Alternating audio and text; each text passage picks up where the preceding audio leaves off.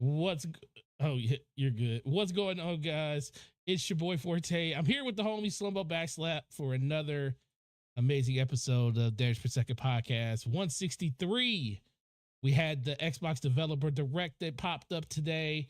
We had some a lot of nonsense on the internet, but also a lot of things that people had to say. We're going to discuss basically our thoughts on everything that happened around the Developer Direct, but not to, sell anybody short. I just want to definitely get my homie SloMo up in here because he's the man of the hour and everybody loves the opinions of the man with the mini slaps and the man that still hasn't made a That's video in a clearly not while. true. That's clearly not The true. man that hasn't made a video in a while, but Oh my, SloMo. just because you made like a video or two for the first time in like 8 months doesn't mean you get to say that, I sir. still made them. Still I'm, made I'm them. working. I'm working on the video. Don't worry You make about you it. make so I'm working on the Exodus video. That's what I'm working on right now. But no, so I'm good, man. Watched the developer direct today. Only games I've played today, just due to being busy and everything, is Prince of Persia, which, as I was trying to tell you right before we went live, I was playing Prince of Persia earlier, and I got this bug that didn't allow me to like move. And it is weird because it was like immediately after beating a boss, it happened, and it's like I couldn't move for like maybe 3 seconds. I was like, "What's going on?" Then I was able to move, and I was like, "All right, well, no big deal. Yeah, it wasn't like a big problem." But mm-hmm. then I was talking to this NPC who gave me a side quest. I accepted the side quest, and then I couldn't move. Period. And I was just like, I was tried everything. I finally had to kill the game and restart it. And I restarted the game, Oh and it man. doesn't. I guess it doesn't do like auto saves like that. So like it my last. Well, it does do auto saves, but like my last save was at one of those trees, and Mm-hmm. that was like before I fought the boss, and I was just so mad. Yeah, I was like, I'm like, this is like 30 minutes ago. I was turning the game off. I was that upset. I'm not too upset that I'm not going to go finish the game, but just like a little annoyed with how that turned out. But other than that, that's been my day. How about you, man? It's been good. I worked earlier today. Went ahead and watched a good portion of the direct while I was at work, and then came home and caught the. Well, actually, I caught the second half of it. I came in right towards the middle of Hellblade while I was at work, and then ended up going back and watching the first two parts of it, all of Hellblade and the first part of Val when I got home before I was setting up the show. Um, really no gaming today because literally as soon as I actually came home and laid down for like an hour. I got off at 5 o'clock and then I fell asleep around 6, like just listening to everybody, either they did the direct was not bad but not good, and it was just a lot of opinions all over the place. So that's kind of what I was doing today, getting ready for the show, and listen to you on Crossfire for a second. It was like, oh, SloMo gonna go over there and talk on Crossfire before the show today. That's what's up. I was thinking about jumping in there, but then I thought about it. I was like, nah, I need to focus on getting the show up and running. so, Right. so I'm gonna just do that. But no, outside of that, man, it was just a really, really good day and just a lot of exciting people. Just looking at their thoughts of it on Twitter and everything, and then just the other side of that when it comes to people's disbelief that Indiana Jones is first person, which I thought was funny. But yeah, that's pretty much it for me. You think that's funny? It is funny. We will discuss later. We, Okay. Real quick, I want to do a quick some promotions real quick yeah, go on the ahead. DPS channel, which is also we're dual streaming this on the DPS channel right now. I have been playing through Final Fantasy VII Remake, and I will do also play through Intermission in anticipation of Final Fantasy VII Rebirth coming out at the end of February. So I've got 4 streams up, probably about a good 10 hours total in. So go do check those streams out, and I may be able to do another one tomorrow. So just go, just check that out if you guys haven't. And when I go live, we can, discuss all the amazing mods that you can use on PC that you can't do on PlayStation. Just saying, it's amazing. Anyway, yeah. Other than that, just wanted to get that out there. You ready to do this, man? You ready to talk about this stuff? Yeah. All right, we'll go, man. Oh wait. My daughter is up here literally. What? Bye, Peyton. I can't talk to you right now. Oh, so Xbox Developer Direct 24 impressions. Oh, hold on. We have a super chat. Yeah. Oh yeah. Go ahead. So shout out to Erodimus for the $2 super chat. He says SloMo hates games that are first person in 8 hours, 8 hour ones. So apparently this is like a multiverse SloMo where like someone else that hates first person games in 8 hour ones, is clearly this SloMo wouldn't hate first person perspective games and also play Call of Duty, Halo, Outer Worlds, Cyberpunk. That would Wolfenstein, that would make no sense, right?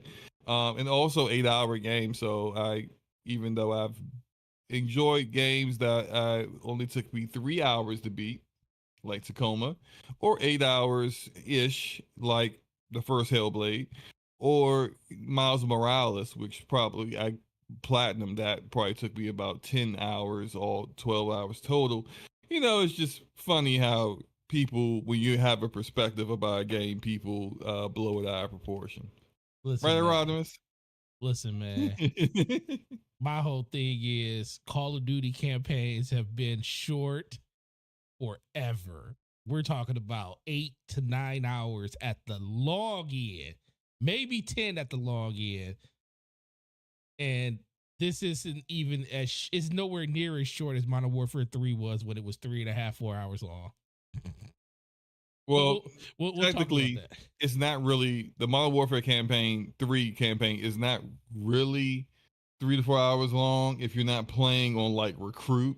Oh, it's a lot longer if you're playing on veteran, like a harder difficulty. So like it really just exposed the reviewers who are bullet dumpsters in multiplayer games and couldn't hit the broadside of a barn with a gun, and they were the ones that were playing on recruit, and it was like, oh, so it's 3-4 hours, and it's just like, okay, sure.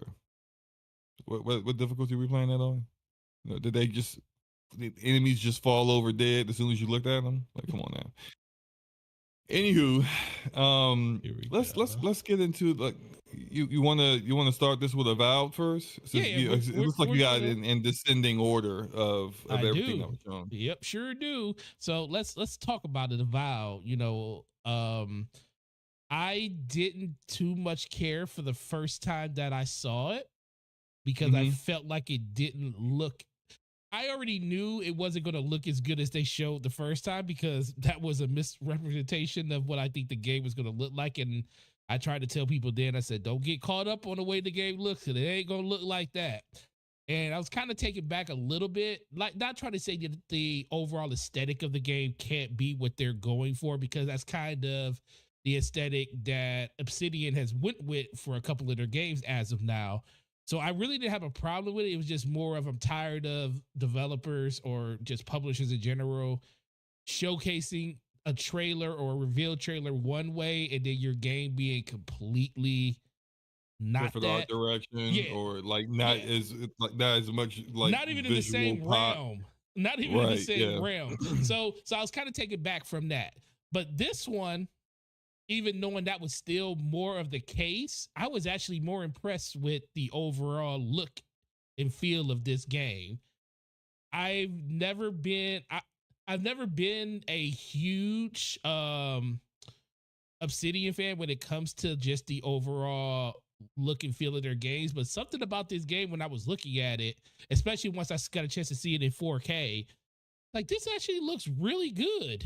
Like it looks really good. Now, when it comes to the systems and stuff and kind of the gameplay loop, it kind of feels like like a thing that Xbox has a huge problem with right now, where a lot of their games feel older, like in the way that they like not. We haven't played it yet, so we can't say that, but it just looks like it's older tech that they're using to make the games, which could be completely, debunked by the time we get the chance to play the game. And we know these are early builds, and some of these builds take up to like months to build. So we could be looking at gameplay elements that's like so outdated that it was almost 3 or 4 builds ago.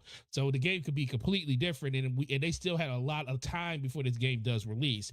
But I was very impressed with what I saw and the overall like depth that they actually talked about when it comes to the game. What were some of the things? Because I know you love a city and you think it's one of their best studios. What do you think about this? A little bit more of a deeper dive in what Obsidian is doing with Avowed. So yeah, I agree with you with not liking when developers have a teaser trailer that's like some kind of like it's not always created by the studio, and it's like a somewhat of a representation of what you're going to play, but it's not really. It gives people the wrong impression, essentially, and I think that's problematic when you are doing a new IP. Like a, and Avowed's not really a new IP, but it is kind of a new IP. It's a spinoff of Pillars of Eternity. Yeah. But a lot of people aren't familiar with the IP, and then they see this and they get one idea based off its art direction and the darker look and tone, and then they saw the actual game last Xbox showcase, June showcase, and they're like, oh, well, I wasn't expecting that. And I Right. think that's the issue in marketing when they choose to do that. And I think I've always had a problem with those kind of things. That said, I do really enjoy Obsidian. I think they are probably top three Mm-hmm. when it comes to Xbox's studios, and that says a lot considering they have like 30 plus studios. I think they're in the top three for their ability to be very versatile in how they develop their games and the kind of games that they do make, and their stories. The stories are very good. That said, I I've said this before. I said this before today. I'll repeat it again. I do not care for first person perspective games and games where Mm-hmm. it's not like a straight up shooter. Like sure, like I think every now and then a developer would nail it. I think CDPR nailed it with Cyberpunk, but very rarely do I think that those kind of games that are like action adventure-ish are really all that good in first person perspective. Now, this game is a RPG, which is not active action adventure, but still I'm not too into that style. That said, I did think that the dual wands gameplay that they showed, the Mm-hmm. dual wands, I Yeah, thought that looked cool. And I it think did. that probably would be the way that I choose to play it, because I am still going to play it. And I do think visually it looked cleaner Mm-hmm. and looked better than it did when they showed it in the June showcase. And so I'm interested in this one. I think after the showcase, out of all the games they showed, I'm probably more interested in Avowed than anything else that they showed after the showcase. So I thought it was all right. That's interesting. We'll definitely circle I also back think to that I one. also think fall 2024 is a good time period for this game. Hopefully, if they drop it like in September, considering, I mean, of course, there's a lot that we don't know of release dates of games, but I think September for this kind of game would be pretty good if they They're decide to go that route. they're not going to send this game out to die past September, because Call of Duty is coming out, and they actually see the data that Call of Duty brings in. Like they see all the data now. So yeah, this Mhm. game's not coming out no later than, if anything, maybe early October. But it's not going to come out anywhere near what Call of Duty does, because that just swallows all the energy in the room is basically gone when that comes out. Um, I don't think that, but I do think September is a really, really good date for it. Um, I think the biggest thing ultimately just comes back to is just the overall presentation of how Xbox goes about showcasing their games. Like I think I think this was probably one of the cleanest, you know, um streams that they've done where they just pretty much just showcase game after game after game. And you really did get a good feel of what the developers were trying to accomplish in these different segments of the developer direct. Got a really lot of good information and stuff out of them. A lot of good, like quick deep dives too. Like it didn't have to be 45 minutes or anything like that. Just, 8, 9 minutes, just, the very high end 30,000 feet talking points that everybody can kind of grasp. And I think the only thing that kind of here's one thing I wanted to say real quick about Valve. So yeah. I like that they showed they seem to focus a lot on the choice, narrative choices, and yes, showing actual. And I'm gonna bring this up again when we talk about Hellblade. Showing actual segments of the game where there are like a particular situation where there's characters, there's a situation you have to make some choices or whatever, right? I just think that what they should have did was show the impact of those choices. So if you're going to go as far as showing me characters, a entire side, not entire side quest, but the theme around the plot of a side quest, and have some dialogue there. When you talk about the choices that are made and how those choices have impacts, show me that too. So like show me the impacts. But I did like that they did show those aspects, because those are staples of Obsidian, and the roots of Obsidian come from Interplay, where who also comes from Interplay is a lot of Bethesda game studios in exile by old school BioWare. So narrative choice, and those choices having impacts in the RPG is really a lot of what's rooted in those games. And I think that's something they could have showed off, especially considering how popular Baldur's Gate 3 was last year. And a lot of people might be really interested in seeing that's something that Valve will have too. Yeah. So the bigger question comes back to, like you said, you don't particularly care for first person when it comes to a game like this. Even though this is more RPG than anything, but it does have a lot of action elements. And I definitely agree. I do think when it comes to a game that has a good portion of action in it, that is really, really good to have it in third person. And by the way, I do want to mention, I did see a bunch of people's tweets on Twitter or X about the game art for this. That does look really good. It's very unique, very unique. Unique, yes. I was shocked. I was like, oh, okay. Yeah, like that looks awesome. Yeah. That's some kind of really unique next level kind of box art. Yeah, because that just reminded me of back in the day when they couldn't fit every game into a Game Informer magazine or a Nintendo Power, and you would have to go into the store and basically buy games off of the box art because the box art looked so cool it made you want to buy it. That looked like a game that when I walked into the store, if I saw the box art, I would look at it, look at the back of the case, be like, oh, this is an RPG. And then I might put it back. And then if I couldn't find anything that I really wanted, I would always be drawn back to that box art, and I might walk out with that game. That's what that box art looked like. But shout out to them. That was actually really, really cool when I saw it. But going back to just the overall tenor of the situation, I just think that a lot of people, and not trying to say that anybody's opinion is wrong about first person versus third person, but I do think we have been stuck in a narrative where all action adventure games have been, for the predominant portion, third person, that it's kind of hard to like see it as anything else.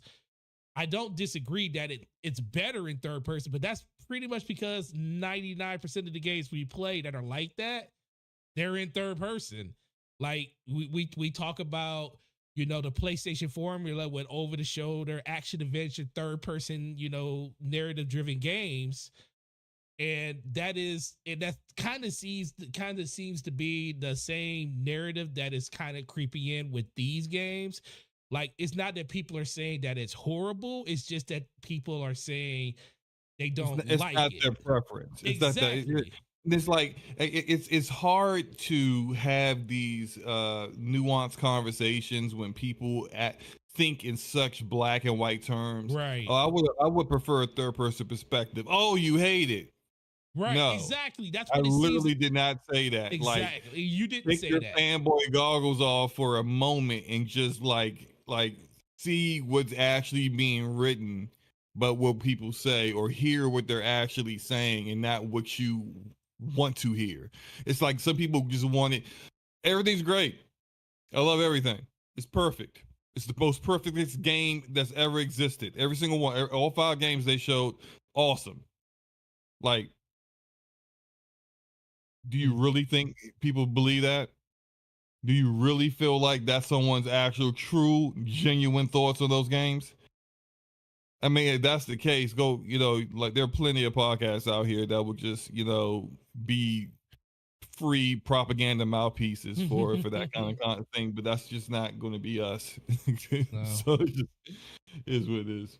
I like I said, when I was listening, because I purposely didn't call you and ask you about what you thought about it, because I wanted to have a genuine response to, or just a genuine take to exactly how you felt about it. And I was like, oh, okay, but I also understand that as a person that looks at people play games, it's like most of my shooters I play, like, do I hate third person shooters? Not really. I mean, I don't prefer them. I prefer first person for a shooter because that's kind of the type of game that I am drawn to the most. I feel like first person is the best way to play a shooter, but I agree. I don't hate that a game is in third person. Like, that might be the reason why I don't care that much about the Division as much as a lot of other people do. Like, I love the Division. I put over 600 hours in the game, so it wasn't that I hated it.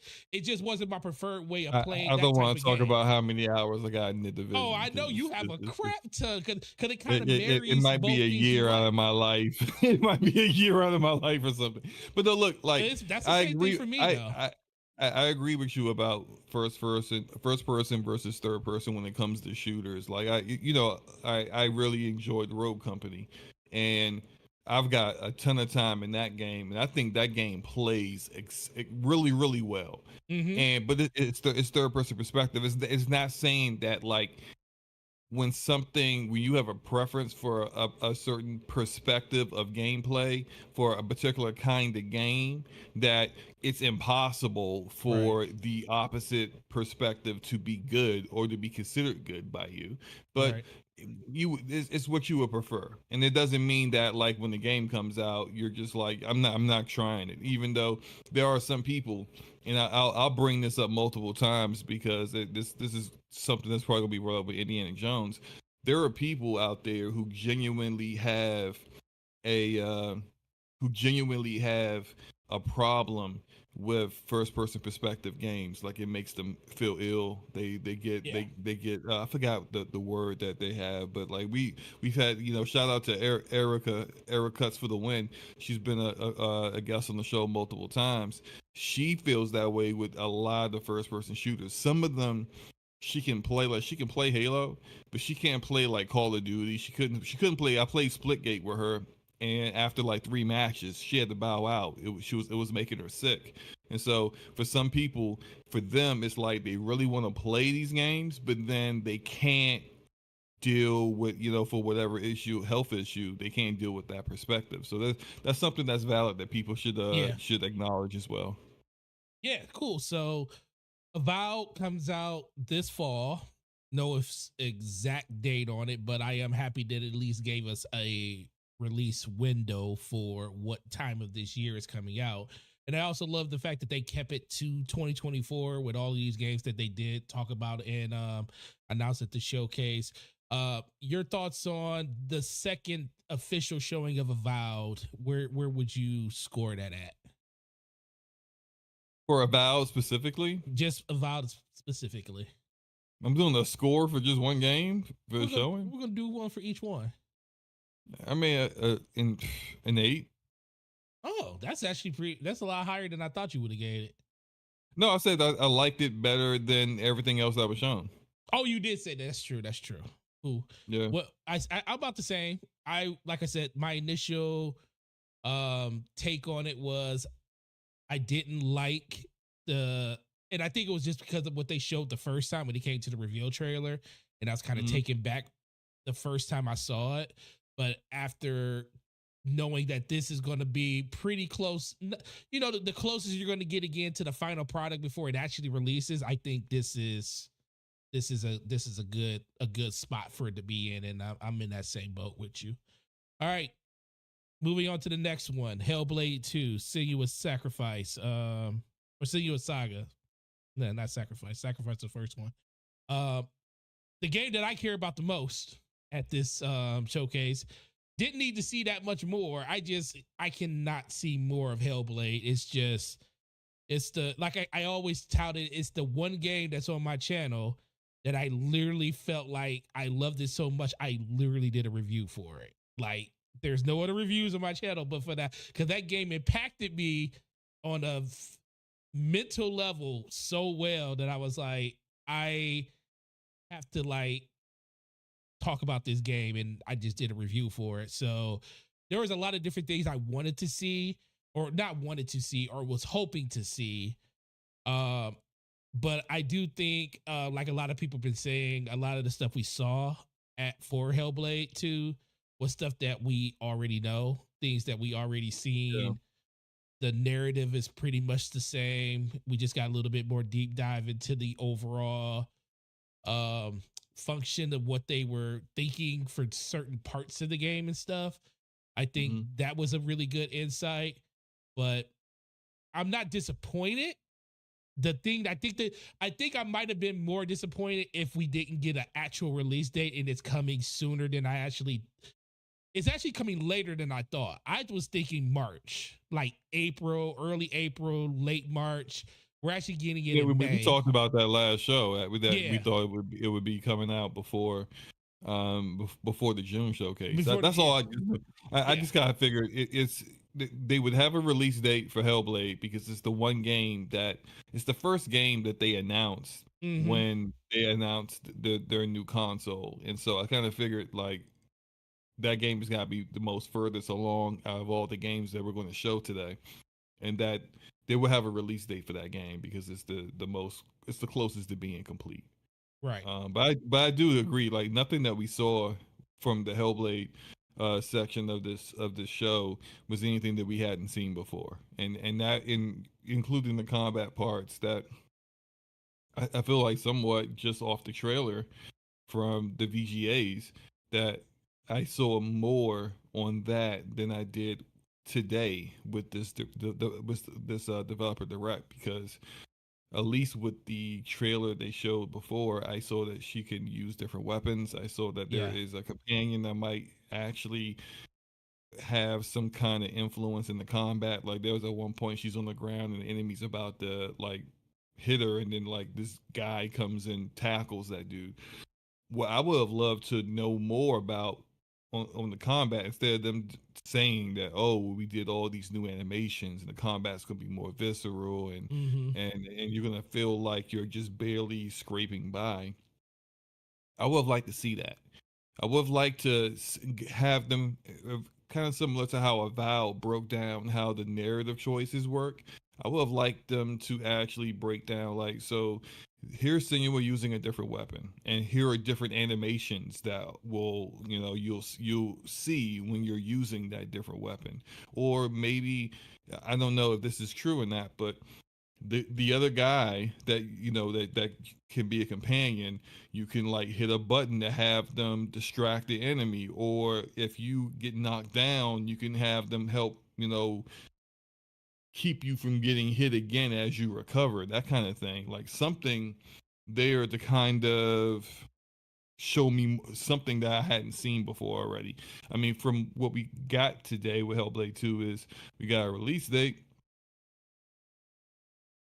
That was about it. That's like the only new thing that we really got was No, was that the was release date. literally literally the new thing we But got. yeah, Yeah, so all right, so let's talk about the combat because that's the thing that everybody cares about the most. I mean, Mhm. even me being a person that loved the game, I thought I didn't have a problem with the combat, but I wanted to have a little bit more deeper system with the second one. But at this point, I don't think and we're getting that. that's what I'm saying. And at this point, do you think that the reason that they're not wholesaling and giving us exactly that, like walk into a room and see like a 30-second non-cut up fight scene where you get a chance to see the actual combat in the lit room, not, because that's the one thing about this game. It's a darker game. So a lot of stuff could be kind of hidden in shadows and stuff where you really can't like make out a little bit of the combat. Um, which is not a problem. It's just that's kind of the way that the aesthetic of the game goes. But Mhm. do you think at this point that the dream of us hoping that the combat is more than what Hellblade, the first Hellblade was, is kind of out the window? Like I think it's gonna be better, but is it gonna be what everybody hopes it's gonna be, like drastically better? Say that again one more time. Do we Couldn't hear think that that last the part. do we think that the game the combat in the game is going to be drastically better than the first one, or No, no. that ship has sailed already? I think we're either getting a minor improvement in the combat or it's going to be about the same, which is a bit disappointing because for me, the two biggest things, improvements I wanted to see from the first game were better puzzles because I thought the puzzles sucked like really badly in the first game, and I thought the combat was shallow because it's just you just had one weapon, very limited animations, only like three enemies, three different enemy types, and it wasn't very balanced with the way because like in the first half of the game you're barely fighting and then the second half of the game you're doing a whole lot more fighting and less puzzles. Oh man, that bridge! Right, right. It's just Oh, like that just bridge! The that's bridge, bridge is bro. crazy. The bridge is great. Um, but I don't think at this point now we're like that's in May. We're 4.5 months away from this game releasing. I don't think that the combat's that much deeper or that much better than what it was in the first game. So at this point, considering visually they definitely put their foot in it and making sure visually that it was an improvement over the first one, which it is. We're looking at kind of like how much better are the strengths of the first game, how much better is the strengths of this game compared to the first game, and that's narrative, that's the audio design, which by the way David Garcia, awesome. Yes, He's that dude knows his audio. Let me just say that yes, because he worked on the first game. He did the audio in the first game. Them talking about how they are improving upon that, like that directional audio, even more than just the voices. And then like I thought one of the big strengths of Bleeding Edge was the music, and the dude's pretty versatile because the tone of Bleeding Edge is very different than Hellblade, but he nailed it. Like I thought the music was excellent in Hellblade and hmm Bleeding Edge. So that dude's awesome. Anyway, um, it seems like they are kind of doubling down on the things that were very good with Hellblade, which Hellblade One, which if you love that game like you did, you're probably going to be just fine with that. But will be, I think, probably some disappointment from people who felt that they could have shored up and improved upon things that were they felt weaknesses off the first game. And then there is, I think, a little there's a little, I think, so the whole thing about it being a similar length to the first Hellblade. yes, So the first Hellblade is like 7 to 8 hours to beat, 10 hours if you want to just do everything. yep, I honestly didn't expect this to be like a 20-hour game, so facts. I don't know why that's a thing really. And even though Aramis is like I don't know why Aramis is put me in the camp of like complaining about the hours. I don't think that's that big a deal. There's other things that to if you want to have a legit issue with Hellblade 2, there are other things that you could have a legit issue with. I don't think the hours is that I don't think that's a problem at all, honestly. And frankly, usually with me, when I'm weighing which game I'm going to play next, if I'm like really equally interested in two games, whichever is the shorter experience is the one I end up choosing because I can know I can knock that I out can knock that and then out. move on to the next one. Right. Yeah, yeah. I do not disagree. I feel like the first Hellblade was right where it needed to be. Um, the only reason it would get a little longer is if you got stuck on the puzzles. Which I hope they do a better job in implementing, because I do think that was like one of the drags of the game, you know. Right. And they were very simple. They weren't hard. They weren't hard. It was frustrating. So like, Right.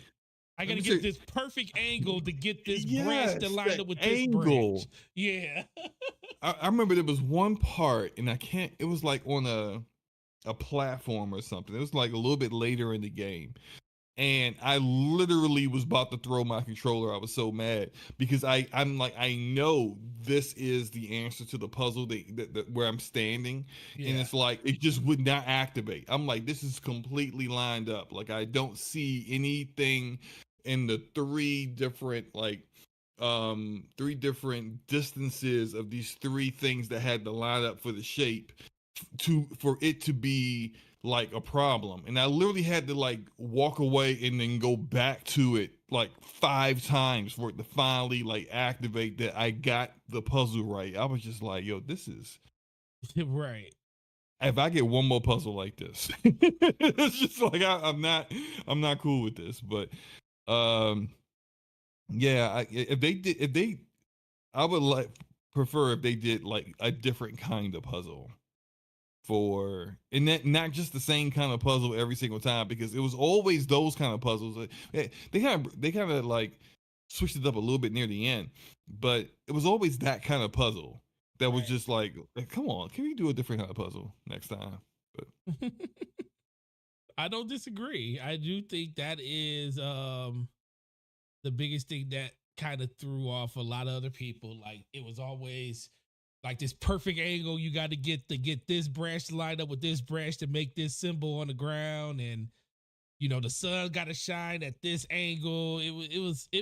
I remember the very first puzzle. right. I remember the very first puzzle in the game where it was like the sun was shining through the branches, and it was hitting against a rock, and it had this pattern on it, but you had to get the perfect angle to get the branches to block the sun in the direct like angle that it was to get the puzzle to trigger. And I was like, okay, I can do without that. So I want those to be a lot better. They weren't horse tedious and just needed to be a little bit more forgiving when it comes to like knowing exactly how to trigger it, and it's not Mhm. triggering. But like I said, combat, I just think I never had a problem with the like combat was actually fun in the game. It just got real stale by the time Yeah, you got to because the end it's of the game. shallow. It's Yes, very because it's pretty shallow. shallow. Yeah, so that's I just want more kind of variety Yeah. and like finishing enemies, attack animations, having different weapons definitely will provide that, and just more because like I approached every fight kind of the same way, and so giving me like the putting me in a situation where I have to kind of change my strategy up would be great. I would really enjoy that. But Right. but see, because we haven't seen enough to really fully have a full idea of what to expect from it.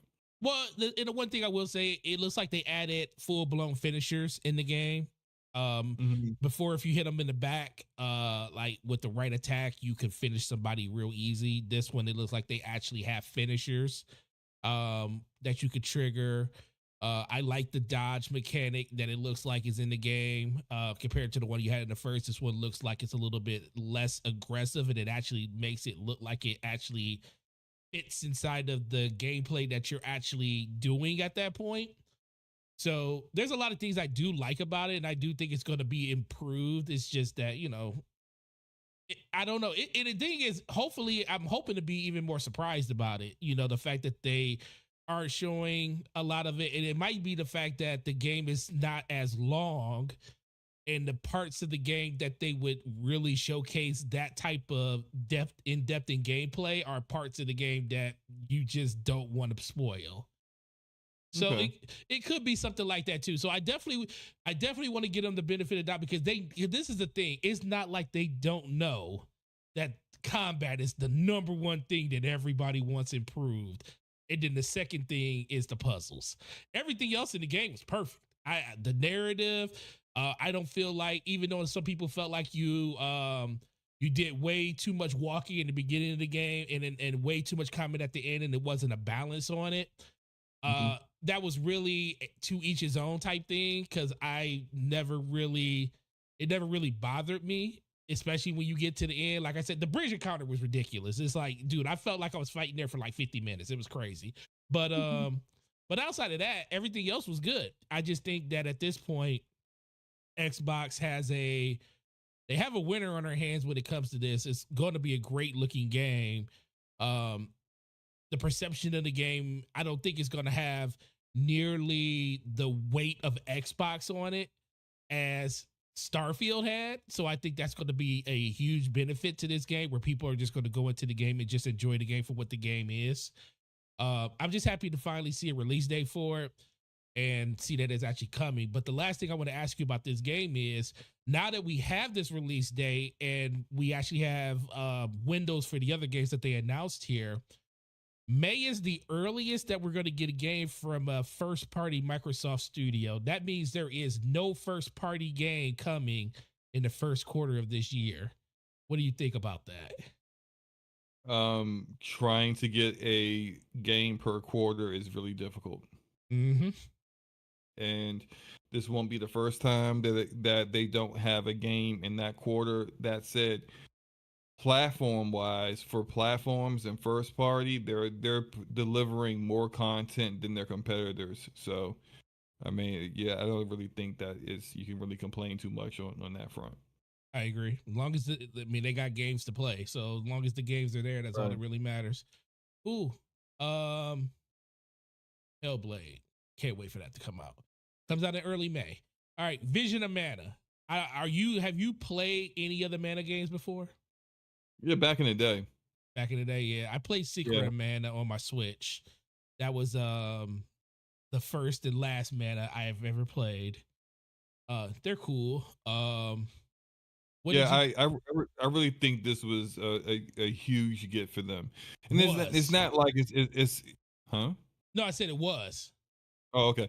No, because just because they have the marketing for this game, and Mm-hmm. that says a lot. Because now it's like they got the marketing for everything Atlas is dropping this year, and people are more inclined to believe that Persona 6 will likely be a multi-plat that also launches on Xbox as it does on PlayStation 5, which is amazing.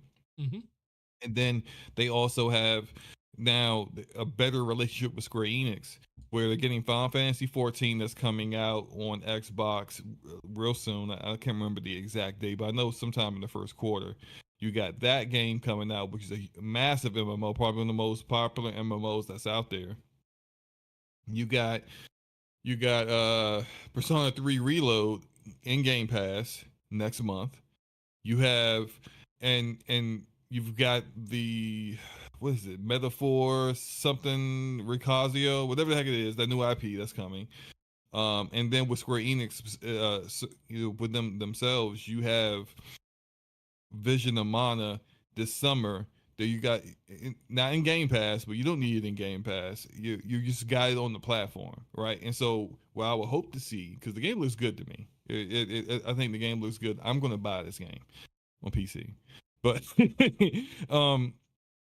I hope people support. I hope people, if they're really genuinely interested in the game, they buy it and play it on Xbox. Because what that's going to do, I think this is a very pivotal year for Xbox and Japanese developers and publishers in their relationship with one another.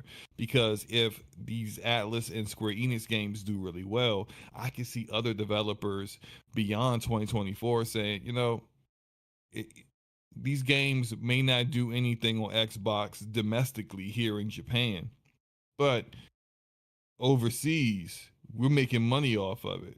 So let's go ahead and drop that game there, because then maybe a game like Grand Blue Fantasy Relink doesn't skip Xbox. It shows up on Xbox too, and that game looks awesome. If you have a platform that has that game, I think you should get it, because I played the demo. It was awesome, and it's just hopefully the Xbox community like really comes out and supports those games, because if they do, then I think that you're going to reap the rewards of that, and hopefully a lot of that will also come into getting like Final Fantasy VII Remake games on the Xbox platform as well. Yeah, I think Xbox, this basically just shows that Xbox is truly listening when it comes to like giving more diverse games on their platform, games that traditionally aren't something you see on Xbox. They're doing a even better job of getting games like this more and more on the platform. Games like, getting the Yakuza games on there, especially getting those in Game Pass. Yeah, about those, yeah. You got those on there. Then you started getting the Persona games. You got Persona 3 Portable that just it comes out. Is it already out, or is it coming out this month? Persona 3 Portable? I believe it's this month, isn't it? Reload. Portable is the original game. Reload is the remaster. It's and the I remaster. think Reload is the first week of February. Yeah. So yeah, they got a lot of games that normally don't hit the platform. Yes, it's February 2nd. Yeah, I knew it was coming up. So the biggest thing is, man, I just implore.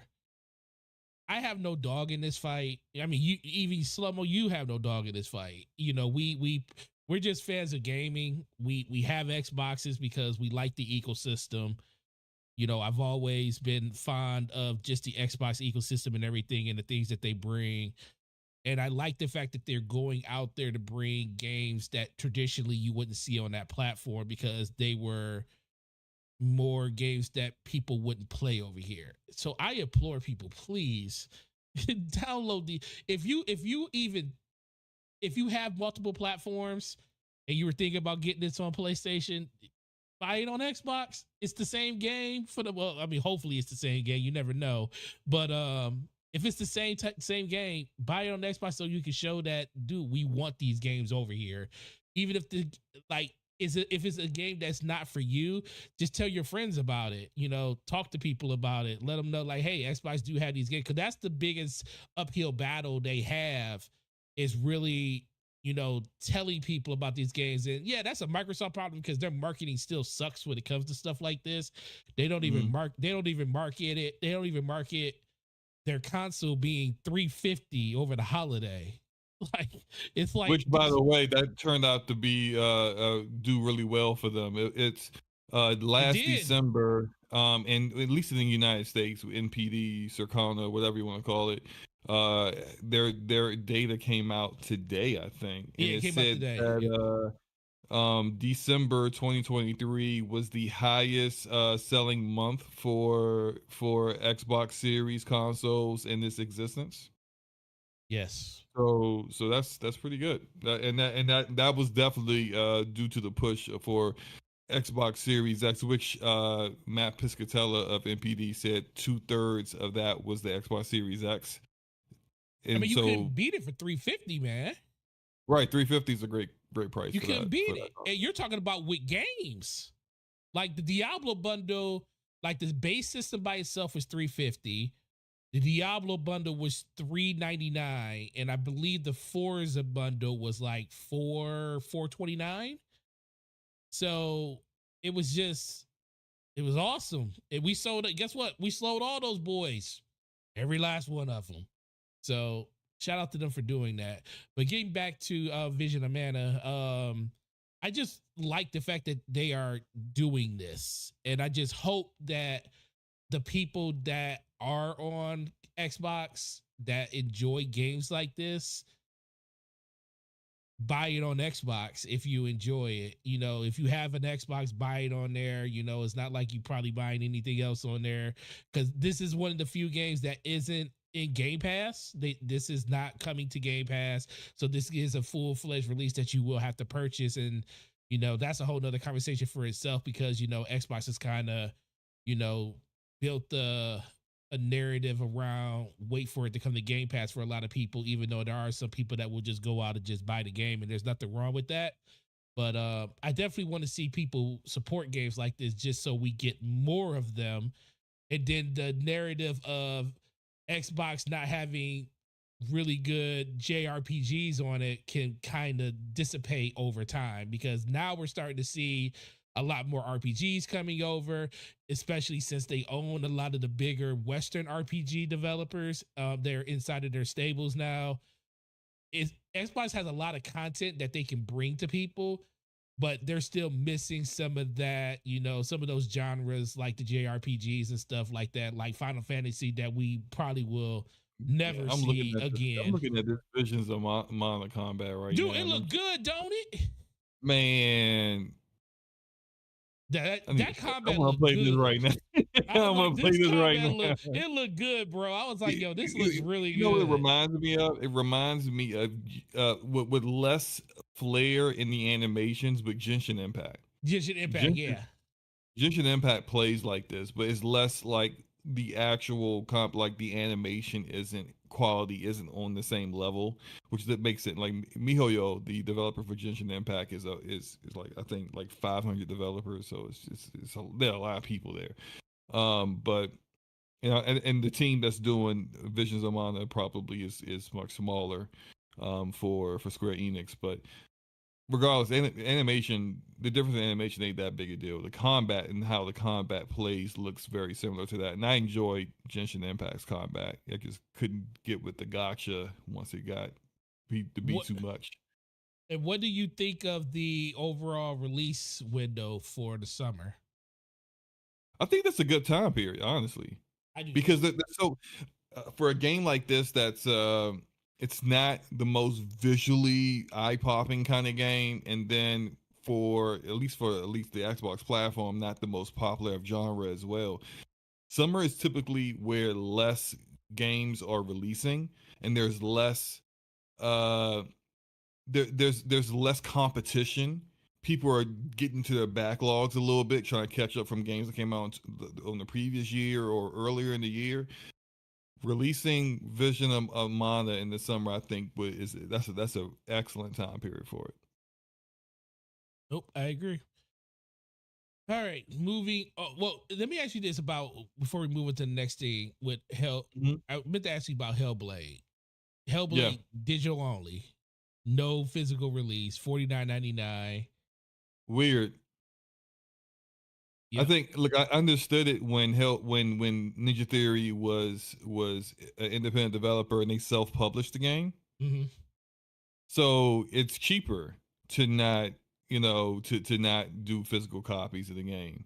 But now that you're owned by Microsoft, you still don't do physical copies. I just thought that was a strange move there. I mean, look, there are people that, and there are not a lot of people, like, because like every year, digital, steals a little bit more of that percentage away from physical. But I don't think it's so small that you just don't even do a physical release at all. But it's whatever. Yeah, yeah, it's whatever. I mean, I was gonna buy it digital anyways, because it's a game that I know I always probably go. I mean, even though it's a short game, it's kind of one of those games that do you really need to buy a digital copy? You'll probably never revisit it again. But they made that decision for us, by the way, so it is what it is. All right, Mm-hmm. let's talk about the real time strategy game, Array of History Untold. Um, Not familiar with it at all. I just Well, saw. Go ahead. I think it's.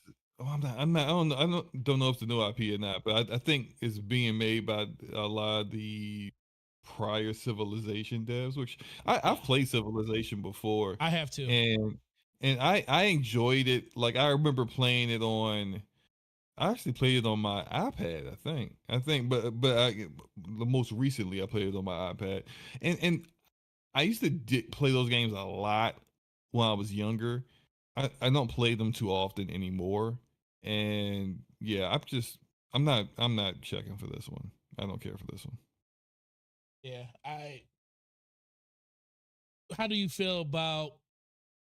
I mean, it is PC Game Pass, so I mean that is part of the Game Pass ecosystem. This is But definitely a PC game. it's a PC game, Yeah, so this is going to probably do great on PC because yeah. that's the audience for it. So, do you think it's time for Xbox to finally make some type of peripheral where you can hook up a piece for specific games like this that can be played Mhm. on a console? Well, I mean, they already did that. I mean, they partnered with Razer, who sucks, but I mean, I have the Razer turret too. but I mean, like all PC gamers are doing, you playing with a mouse and keyboard. Hook up, connect your a mouse and a mouse and keyboard to your USB ports on your Xbox. It will work. It will work. Yeah, but you know, most people aren't going to do that.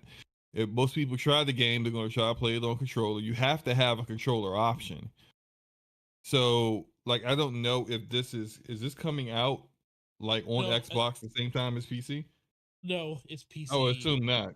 Yeah, it's only PC as of right now. Which makes sense because they got to spend time trying to figure out how to get that. Well, you saw how long it took Age 4 to come to console, so Yeah. before it took a lot of work for them to get that controller support down. Yeah, Yeah.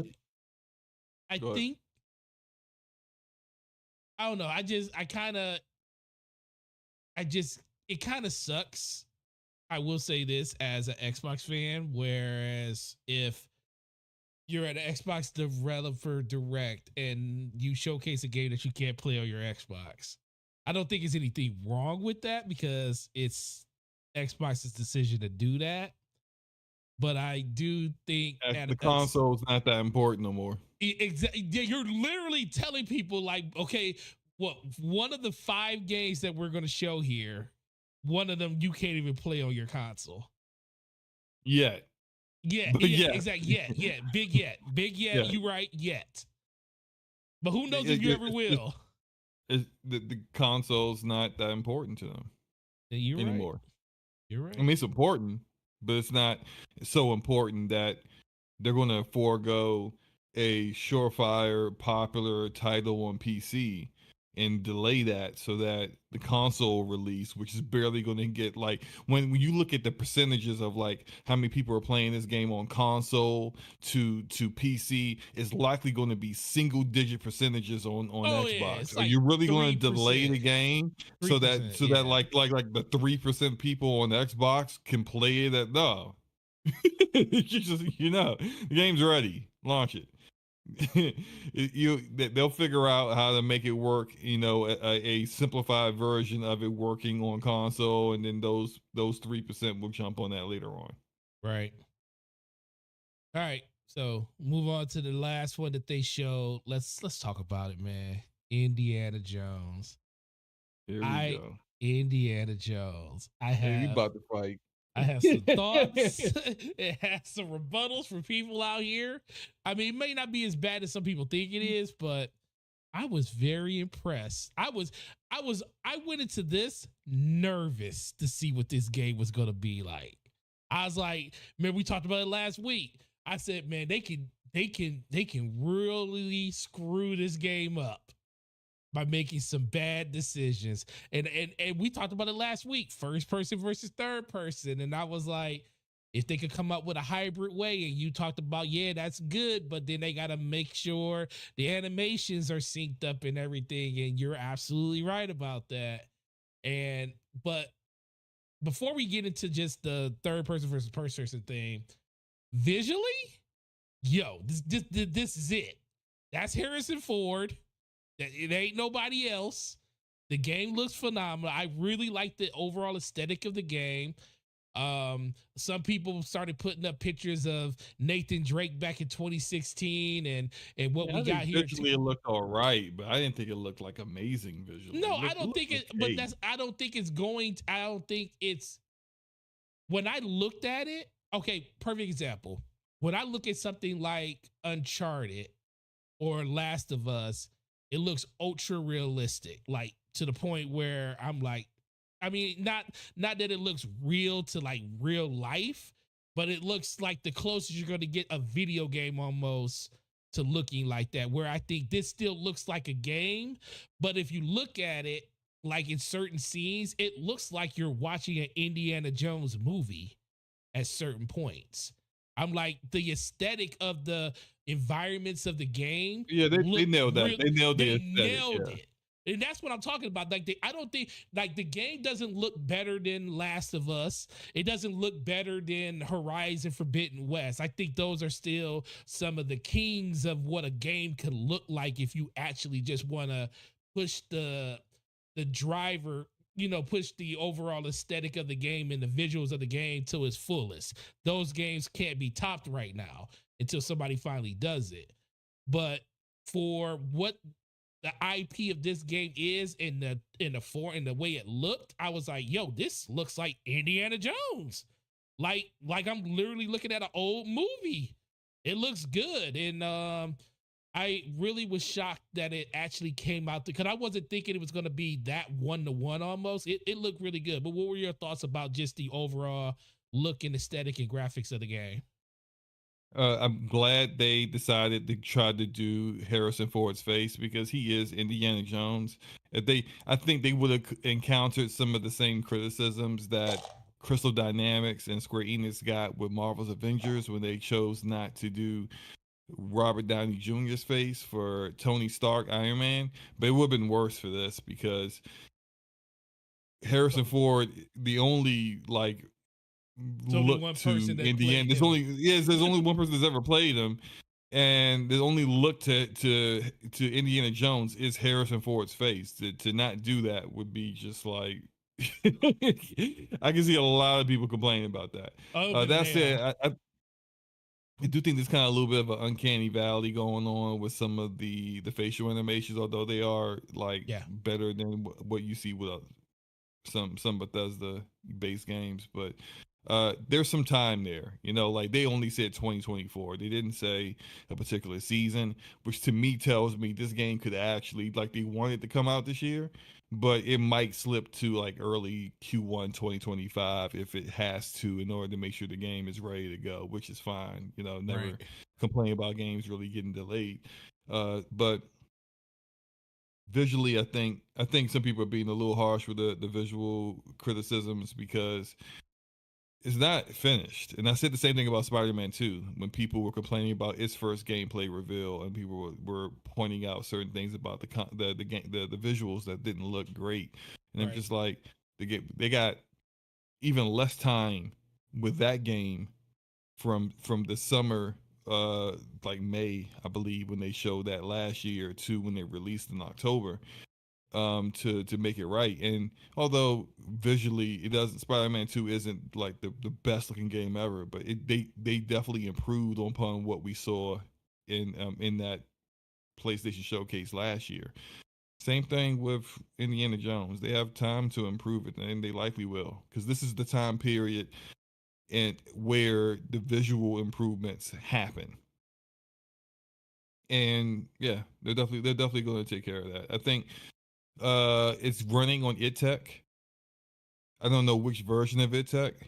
All the previous machine games have been running on ITech 6, but ITech is real easy to play on hardware and 4K and stuff like that. So it's probably going to run great on everyone's PC when it does come out, or it won't tax the Xbox Series S too much. But yeah, I'm not tripping off of the visuals. I got other issues with Indiana Jones. Okay, so let's get to Machines Games rendition of Indiana Jones and the thing that has everybody. It's like literally everybody has a. It's no in the middle. It's one way or the other. third person versus first person Indiana Jones game. Your thoughts, sir? I said it before. I prefer when it comes for this kind of game, especially an action adventure game. I prefer third person perspective. That's what I prefer, and I think that works the best when you can see the character, especially Indiana Jones. Like we're used to seeing Indy on the big screen. I would prefer to see Indy as I'm controlling Indy, and not first person perspective. I know they even tried to explain that in the direct with they thought that this is the best for immersion and whatever. Fine, that's your opinion. My opinion is no. I do not agree whatsoever about that.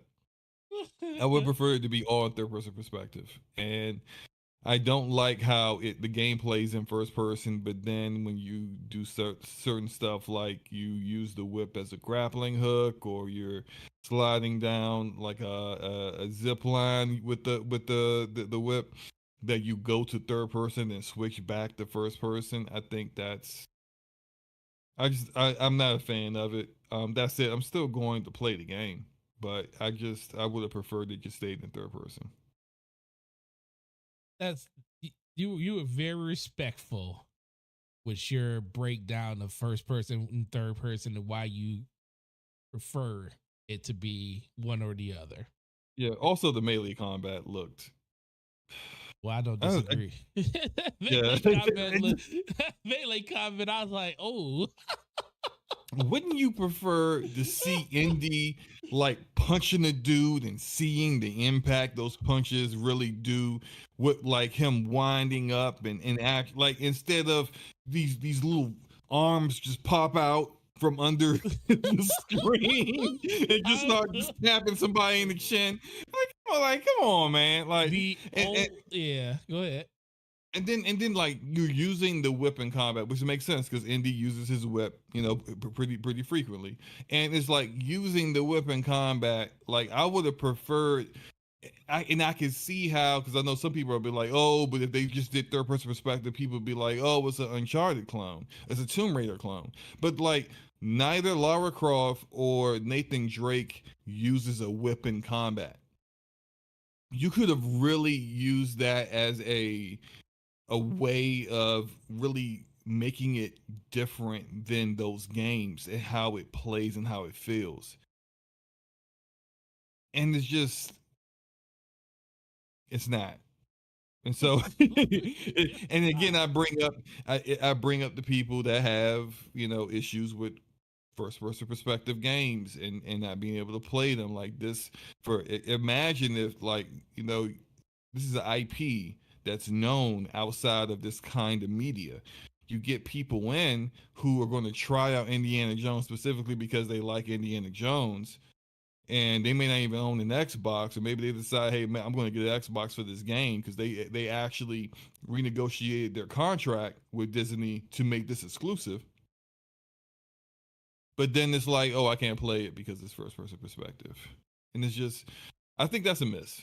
I think but it's not a huge deal if they can nail it. Because like, I'll bring up Cyberpunk again. A lot of people complained about Cyberpunk being first person perspective, and it turned out really well. It's really good. It actually is great. And so it can work. It's just I wouldn't prefer it this way. And I think when it comes to games like Uncharted and Tomb Raider, the direction they went the third person perspective is really good. It works. Like, why change something from this kind of game that doesn't need to be changed? Like Uncharted and Tomb Raider took inspiration from Indiana Jones. What's wrong with taking inspiration from Uncharted and Tomb Raider?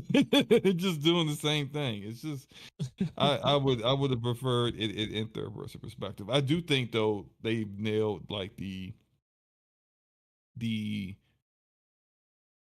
character Indiana Jones, and his dialogue. They got Troy Baker, who's probably the best voice actor that's out there playing. You can tell it wasn't Harrison Ford, but he does sound kind of like Harrison Ford, so that's good. You know, Troy was smart to try to emulate Harrison Ford for the part that Harrison Ford is known for, right?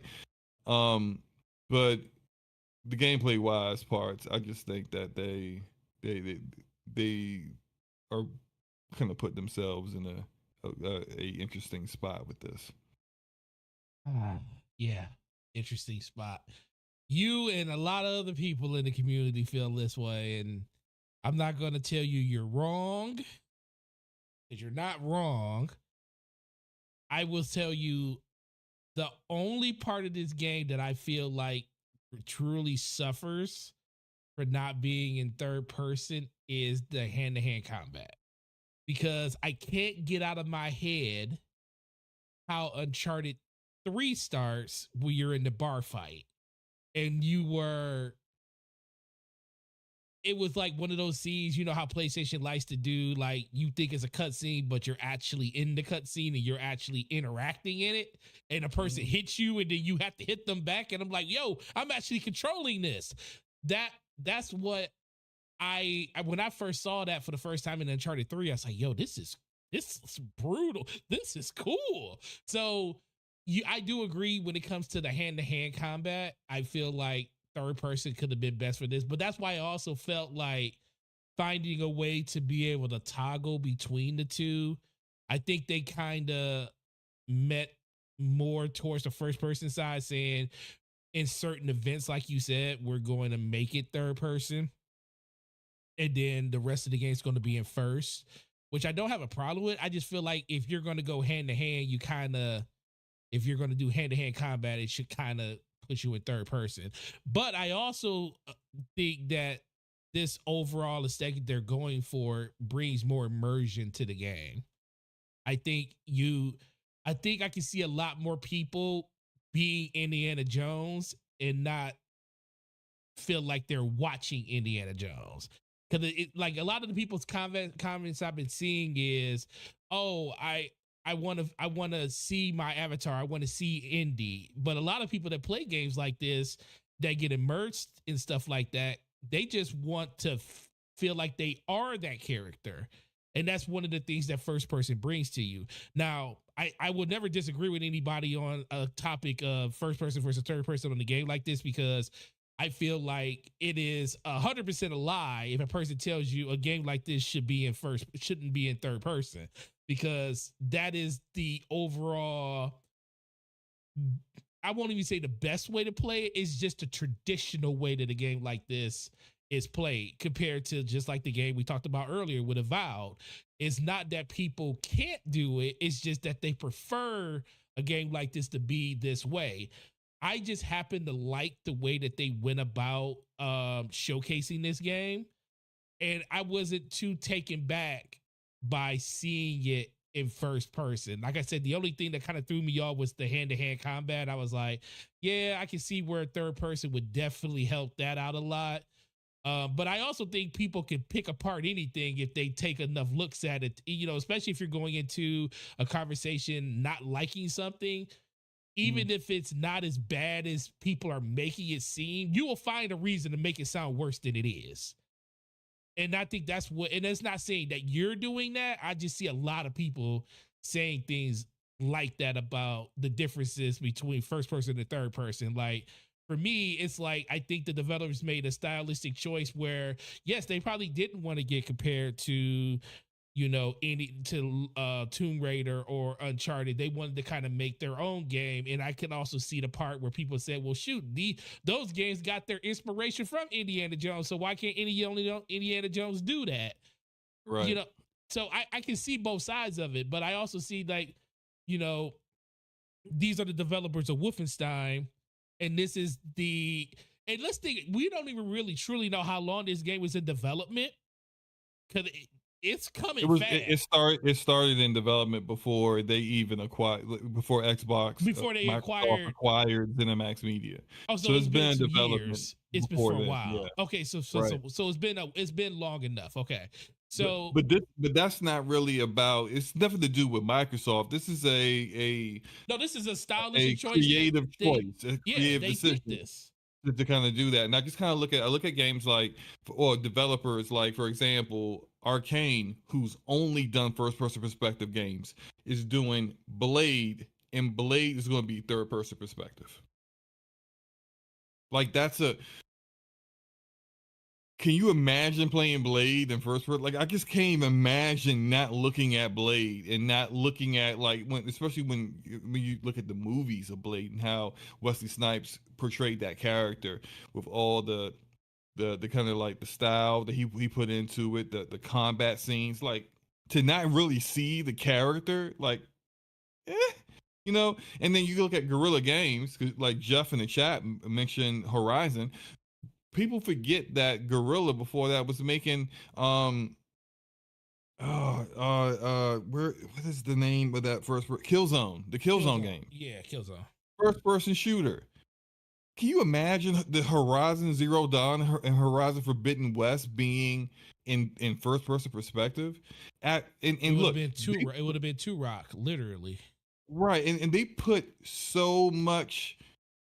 They put so much time and development into like Aloy's hair, the animations of her running, all that stuff to really like make it work. Like you can make it work if you're a developer that's only done one thing. You just gotta really go in on that other thing to make it really like pop, to make it look great. And that's not going into how I feel about Horizon actual gameplay, but I don't have an issue with the way they displayed the game. It that was a great decision on their part. Addict says, can you join? Yeah, Yeah, Addict, come into the waiting yeah, room. come through, bro. We'll pull you in. Yeah, come through, bro. Yeah. Yeah, I just, that's not saying that I'm going to not play the game. I would Yeah. prefer I would prefer to be in third person.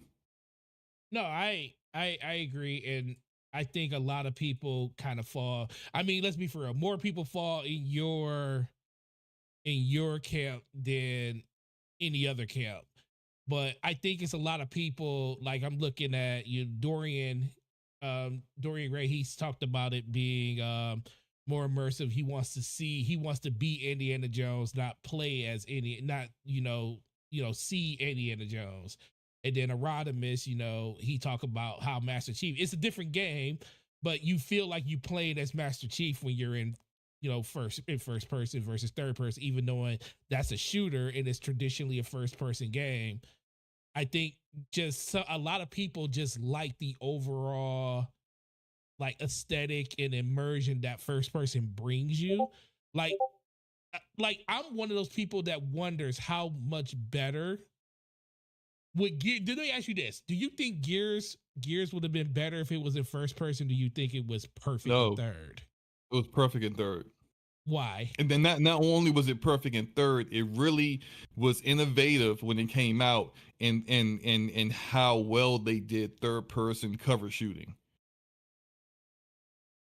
So absolutely, it was perfect the way it was. And I don't disagree with you. I think, but we would have never knew that until somebody tried to do something different. And that's what Cliffy B and everybody on Epic did with that game. I feel like that was the Addict. You got your stuff coming through the TV or your speakers. Like you fixed it, but no, I think that's the biggest thing for me. Like a lot of people had an opportunity to come out with it, and it actually hit. Because I definitely agree with you. I think Gears being in third person was the best decision they could have made for that game. But up until that point, most of the shooters came out and been first person and stuff. There were some third person games out there like Brute Force and stuff like that. But this was like one of the most mainstream games that actually bucked that trend and actually went third person. And I remember when it first came out, a lot of people didn't like that decision. But then once you played it, you was like, yo, this is incredible. So I think we just kind of got to give them a chance to see, and like you said, you're still going to play the game. It's still a game that's on your list because it impressed you enough to want to buy it. But it just seems like a lot of people. No, I'm playing it through Game Pass. I'm gonna play you know that what I mean. Well, you do buy it. You have Game Pass, so you had to pay for it. So you're still. Doing I do that. wonder with them just saying 2024. I think it's most likely this is going to be a game that would be coming out if it does come out in 2024 in the tail end of the year. And if that is the case, I think that they should probably, if it gets beyond October and they still don't have a release date, and I don't think you want to go up against some of the big heavy hitters that would be like Call of Duty, your own Call of Duty game. You don't want that cannibalizing the attention away from Indiana Jones, especially when it's a licensed game and there's obligations there with Disney/Lucasfilm. You may want to just delay that to Q1 2025 and just to give it that air to breathe. Yeah, if that's good. So I do want to welcome one of our friends, one of the most coolest people in this community. Really good YouTube channel. 1/4 of the Iron Lords podcast. Shout out to the Realm. A man with over almost 6,500 subs on this channel, put in that work on the Xbox. Got a new channel called the Addict's Arena that does all his live streams and stuff. So we're going to make sure that all that stuff's in the description that basically shot him out. Gaming Addict, what is up, sir? How are you doing? And tell me what you think about the conversation we're having around Indiana Jones. I would have preferred it to be third, but I really like the type of games that Machine Game makes when it comes to first person. And what's funny is I've never beat any of the games. When I always play, because the Wolfenstein, like the time period doesn't really like appeal to me much at all. Mm-hmm. And like just the way that they go about, like I like the gameplay, but I really like the immersive that they're able to do. And I think in terms of first person, there's really not many people that can do a better immersive.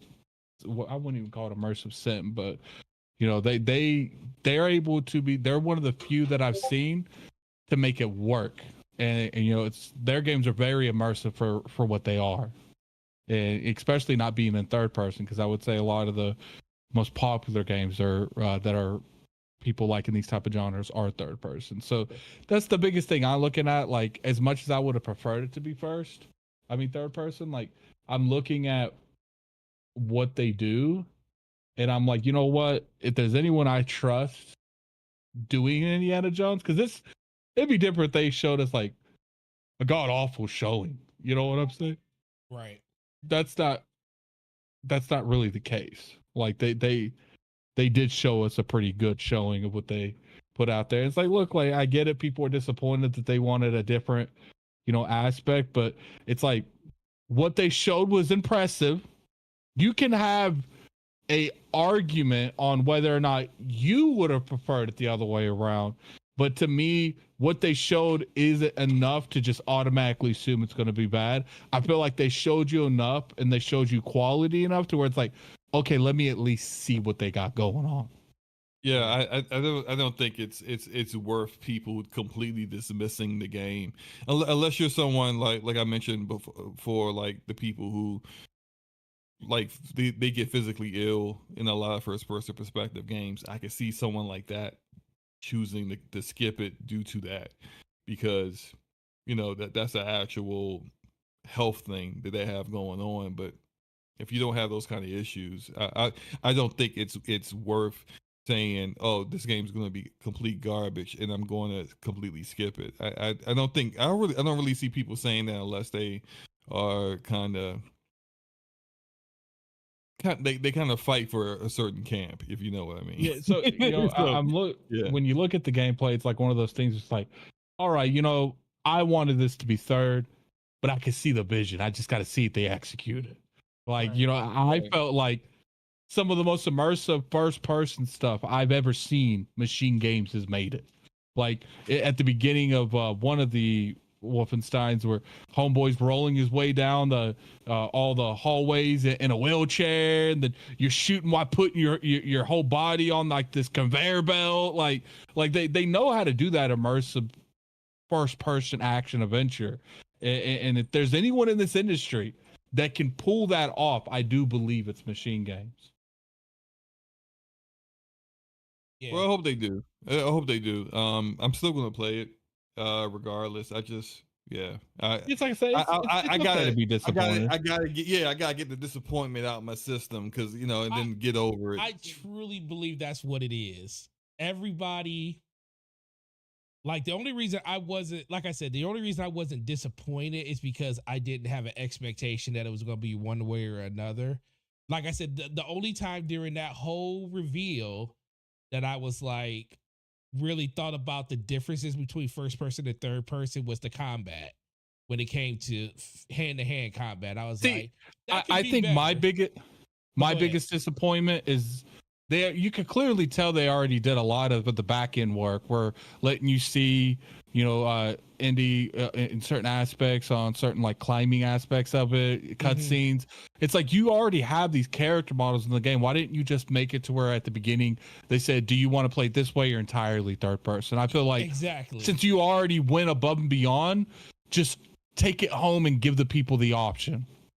I think something that's curious to think about, and we probably won't get a chance to actually know for certain until we play the game, but the choice to go with third person in certain sequences, like it's fine when climbing up the ladder you switch to third person, okay, because it's kind of like you're not in the actual combat situation at that point. That's traversal. But the parts where it's like it looks like he throws the whip to use it as like a grappling hook, so to speak, and then he goes into third person's perspective to swing. I think coming out of that when you're in combat could be disorienting for the player. So they're gonna have to make sure that that's like something, the transitions aren't like jarring. Like I go throw the whip to go from one higher platform to, with enemies below me, to another higher platform. When I come out of it, I don't even really know exactly where I am on the level, and I could end up getting shot up by an enemy because it takes me a moment to kind of readjust. I guess the part that like I'm frustrated with the most is like, even though I do feel like they should have gave you the option if they already went that above and beyond to give you those third person shots in certain aspects, it's like if the developers feel more comfortable doing this, let them do it the way they feel comfortable. Because it's like, what would have been worse? They do in third person and they don't capture anything that you would want them to capture. It's like, damn, maybe they should have tried it in first person. It's like to me, it's like, let them develop their own damn game. Like, because I do feel like we get in this weird tendency where I do think this game would have been received better as a third person, but I do feel like people automatically now, like, if it's not third person and it's an action adventure, I'm not fucking with it. And it's like, then how are we supposed to evolve the first person if everyone wants third person content? And that's the main reason I brought up the Gears of War point, because I felt like it was the game. Everybody at first was like, yo, why is this not in first person? But then when they got a chance to play it, it's like, yo, this actually feels really good in third person. And that is something that a lot of people didn't think would happen until they got a chance to see it. So I understand everybody's disappointment, because games like this traditionally are in third person. But with it being Machine Games, with their pedigree in first person shooters and just in a first person type of gameplay, I feel like it should just be the chance it's given. Like, it's not like their first time doing it. It's like, this is something that they always been good at making in first person. Now let's see if they can actually make a game that traditionally we played in third person. Let's see how it turns out in first person. And I do agree with you, Addict. This game would definitely been more received better if they just came out and did it in third person. That's why I said, like, they already went and did all that info and all that work. Should have just gave the player the option because it'd be different if you didn't do any work in third person, but like, you essentially, like, traversal is going to be a lot of the game, so like, you kind of already like did a lot of the work. Just give you the option to do it just free roaming around, because if they're letting you go up, they already have the character models. So I can maybe they want you to play this way. Maybe the game's designed to play this way, and that's cool. It's like, look, I was seeing set pieces in the trailer when he was jumping from plane to plane. Like look, machine games can do this. I know people want third, and I agree with you. Third would have been a better choice, but I'm telling you, machine games can make it Indiana Jones first person, and it works. Yeah, I agree. And guess what? On PC, they'll probably break it and make it so you can play it in third person. Exactly. I'm jumping on that mod ASAPO. Because I guarantee, like you just said, Addict, the fact that they went out of the way to make sure that all of those transitions and animations and the character body was already there, that it didn't just disappear. That's there. It's just in a first person mode. I guarantee if they unlock the third person aspect of that game in a mod, it's more than likely there so you can play it in third person. So only time will tell on that. But I do want to give you a chance to give us your thoughts on the other parts of the direct that you liked and stuff when it comes to the other games that they showed. What was your takeaway from the other games they showed, Addict? It was damn near like I understand like Avowed still there's something with Avowed. I still have 100% faith in Obsidian, but what they've showed, I don't have faith in what they shown. Like if I didn't play Obsidian games the way I played them, and I've only seen the combat in the information they've given, I wouldn't know what to think. But even though that the back of my mind's like, yo, you know, I ain't, you know, this kind of looking a little sus in certain aspects. I'm like, but this is Obsidian, and you can argue they've never made a bad game, like ever. Yeah. Outer Worlds, and a lot of the times they make better shit than the people that made the shit. Like they made the best Fallout game.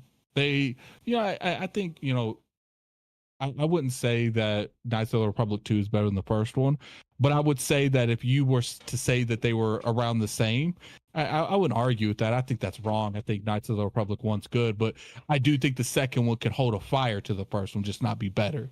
And it's just like KOTOR 1's better than KOTOR 2. Yeah, that's what I'm saying. Like I would disagree with you, but if you said that, I wouldn't like argue with you about it, because I can understand why you would like aspects from the second one over the first one. But it's just like Stick of Truth, phenomenal game. Mm-hmm. You know, Pillars of Eternity, phenomenal game. Pentiment, you know, I don't think that was really the thing. Is Pentiment wasn't made with the formula of Obsidian. It was like something that they wanted to do was different. I really enjoyed it though. I thought it was very well done. It's kind of in the vein of like a Disco Elysium kind of RPG. And I think it's not as in depth, in deep as Disco Elysium is, but I thought the story was very well done. Even Grounded found its audience. Like Obsidian can hit this easily. I wouldn't be surprised if Avowed is their most is their best rated game this year. Well, I mean, it's the one game I like the most from the showcase, so I can see that. And I think it wouldn't be because of the things that people seem to complain about. Like I've seen on the timeline, a lot of people kind of feel like the combat looks outdated. And I think that most people are looking at like animations, that kind of thing, or the abilities or powers don't seem very dynamic to them. But I think the strengths of what Obsidian does is their storytelling, that kind of BioWare feel to narrative choice that we all like, or a lot of people who like Western RPGs like. And if they nail that, if they deliver that same level of quality that they had with the Outer Worlds in Avowed, I think it definitely would be a game that when it's all said and done on 2024, people will be thinking highly of Avowed compared to thinking it's a disappointment. Yeah, I think out of all these games, the only game, I know people are going to disagree, I don't think Hellblade, I think it might rate high, but I don't think, I think people have like it's not necessarily high expectations. Maybe it's because I don't like the game. I've never liked the Hellblade franchise. So I don't really see like I like in-depth combat in a lot of ways. That's why I play like the Souls games and you know I'm a huge turn-based person because I like to think when I do stuff, and it's just like nothing about Hellblade and Hellblade 2 has like enticed me at all. Like every time I see that, I feel like I get less and less excited for it. I'm still gonna play it most likely, but it's just like there's a time where I thought Avowed wasn't coming out this year. And I was like 2024 looking like a duck when it comes to Xbox because that's the game I'm excited for by Xbox. Indiana Jones came out of nowhere, and I'm still debating if that game comes out this year. Like they felt confident enough to throw winter and summer on these games, but when it comes to Indiana Jones, yeah, let's just put 2024. Like, yeah, I think it might actually go into Q1 2025. But then again, you know they might see it coming out between summer and winter and don't know which one. Maybe it's a July game, early July game, or late like August or early October game, and you know maybe that is the reason they didn't want to like stamp anything on it. But it's just like when I came into this event, back in my mind was like I'm going to know for the most part where these games are going to be released. And I didn't get that. And, you know, I got disappointed with it. You know, I think the show was fantastic. I think the pacing was good. I think the content was good. For the most part, I think they could show Avowed a little bit better. But, you know, besides that, and I didn't even think they didn't show Avowed in a bad way. It's just I think they could show it better. And it's just like the frustrating thing is like, you know, when I say, you know, I wish I would have seen release dates, just have all these people at me, what do you mean release dates? And I'm just like, look, man, like certain people grade these expectations in different ways. And the way I went into this particular event, I wanted to see more release dates than anything. And I felt like we only got one solid release date. Like you can make an argument that Avowed and Indiana Jones can get pushed to 2025. And I couldn't argue with you because one said holiday of 2024 and one didn't even have a window.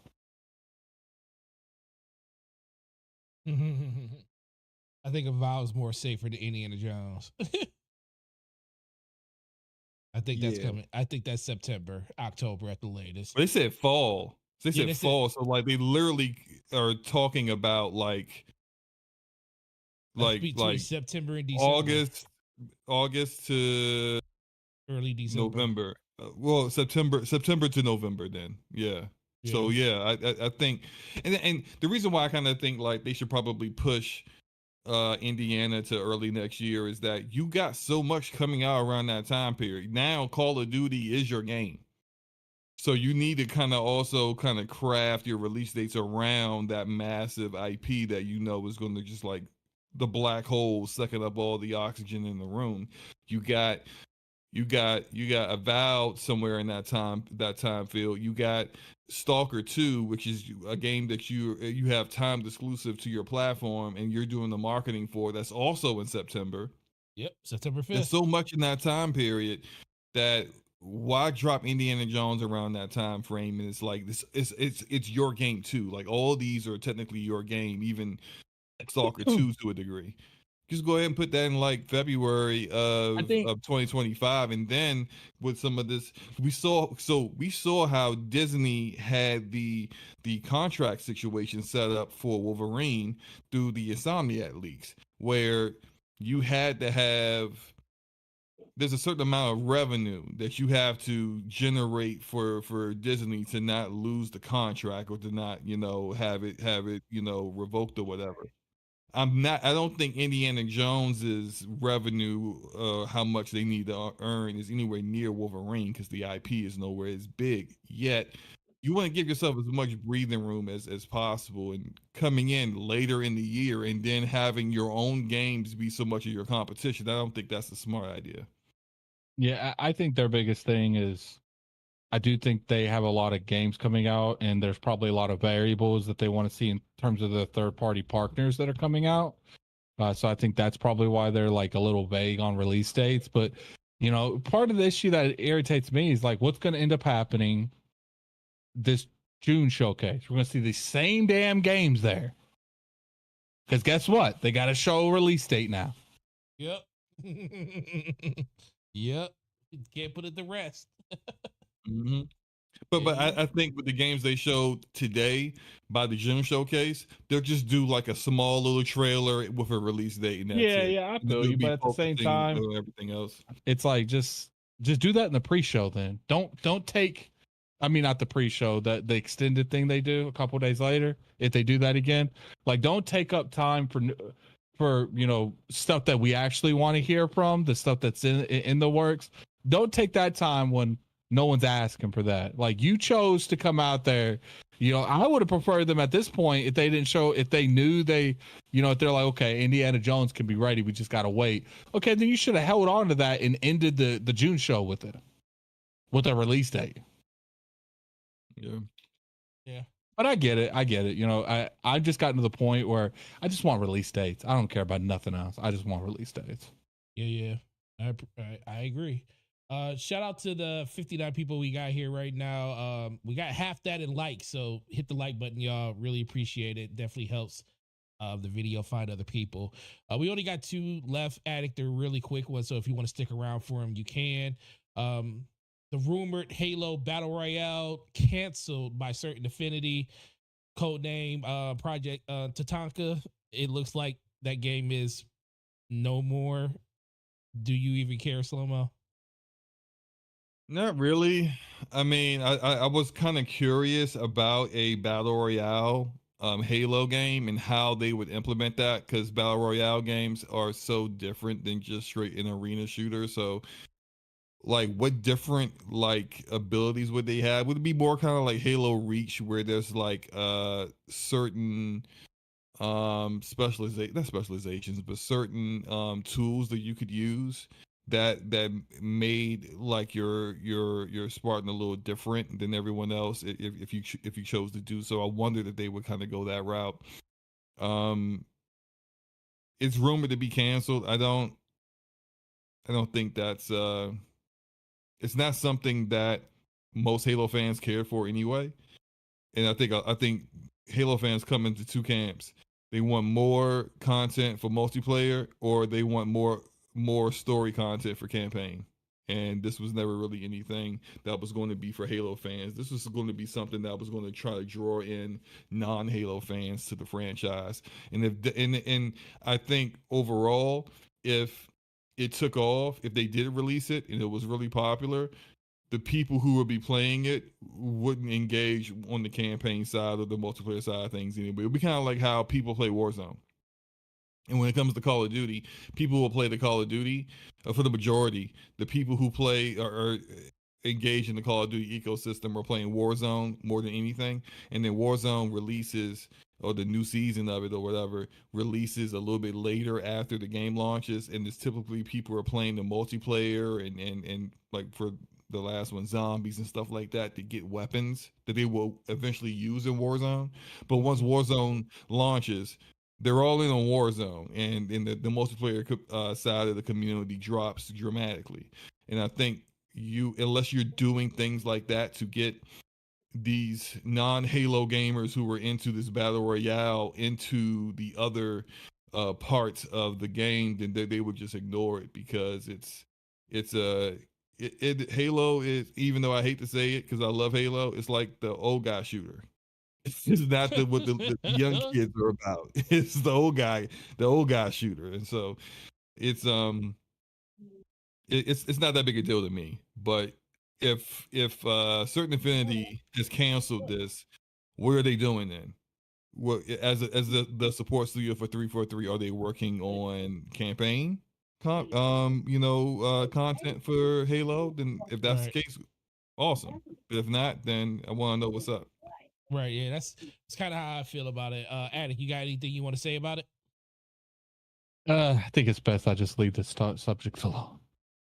Okay, got it. Me personally, the only thing I really want to see from Halo is campaign footage at this stuff at this point. I do think that. Oh, now you want to say something? Go ahead. No, I don't want to talk about like whether or not it's canceled or not. Oh no, you ain't gonna talk about it. Just talk about what do you think about it in general. I do think that they needed it, but I think the time is gone. And you know, if they would have launched a you know, a prominent battle royale arena, and they both had the same battle pass, and they worked together, and you could do arena and you could do the BR, and you could still level up the same battle pass. I think it would have worked out better for them in the long run, because they would have got the newer audience than the older audience, and you could have crossed, you know, promoted both of them. You know, if you want this particular armor, you got to play arena, and then vice versa. And I feel like they would have been in a better position in the long run. But I think at this point, it's a wrap for that. You know, I do think they still could do a battle royale, but as far as like, because I mean, you think about it, the Halo universe is designed for a battle royale. They could do it easily.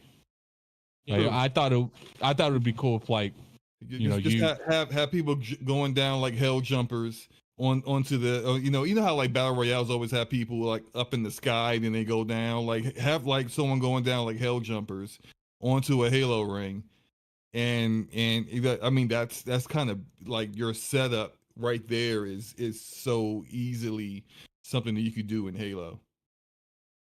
Yeah, I'm looking at it from like, you know, it'd be cool if like they had sections of the map where if you go to and you fought it, it was like an objective. You could turn one of your members to a Spartan. Like they had so many aspects they could have did with a BR with Halo. They could have had you know, the ODST drop buyouts as well. They could have made iconic maps like Reach. They could have did the thing that Call of Duty does, where they put, you know, certain maps in one battle royale. Like you can go to the Guardian section. Like they could have did a lot, and it's frustrating that I feel like Halo Infinite, if it was running on a triangle aspect, where one part of the triangle's campaign, one part of it is the battle royale, and the other part's arena, and they're all working together simultaneously, I think that is the only way Halo Infinite could compete. That's actually a good point right there. If they were able to hit all those points and have them done well, and they work together, you have the same battle pass for both of them, I do feel like they wouldn't beat Fortnite, but they could compete with the war zones and the Fortnites. But just being arena, you're not going to compete with these battle royales. You're just not. No, arena shooters just aren't as popular as they used to be. You know, now, you know, and it's kind of funny how like you kind of see that like the evolution of live service games and what's popular now. Now people not even doing battle royales no more. It's like that market is oversaturated at this point. If you try to launch a battle royale now, good luck, because you're probably going to fail. Now everyone's jumping on extraction shooters.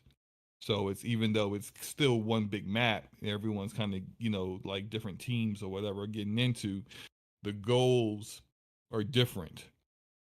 Instead of being the last one left alive, you have a team and you're probably like gathering resources or getting gear, and then you extract, and the stuff that you get you keep, and then you can make it a loadout, and then you can go back in. But if you die, you lose that stuff. So there's some weight to it. There's some apprehension. And there are a lot of people don't like that kind of stuff. I think extraction shooters, I'm not quite certain, are something that's going to be successful on consoles as it is on PC, because it's a genre that is strong on PC, but I haven't seen a console game actually really take hold with that yet. I guess we'll see how that turns out with Marathon coming out soon, and Fair Games is kind of extraction-ish, but it looks like might be a little bit more kind of like Payday as well. And The Division Heartland is an extraction shooter, and I feel like the Arc Raiders was changed from a 4-person co-op shooter to an extraction shooter. So those games, when they launch on consoles, I'm really curious on how that turns out, because I can see a lot of people, and I'm one of them, that's not really too cool with, like, I get all this gear. I got like my best loadout.